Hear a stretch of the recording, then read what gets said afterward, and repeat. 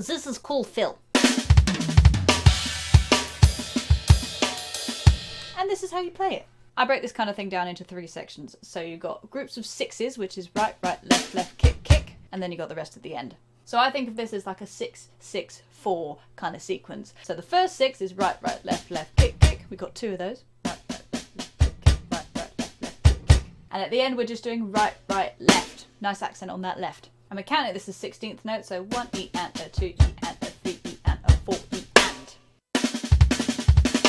Placement wise, right hand is the only thing that's moving. So we got snare, snare, snare, snare, kick, kick, high, high, snare, snare, kick, kick, floor, floor, snare.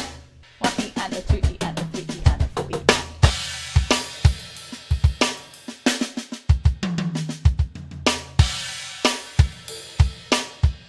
A little bit more context.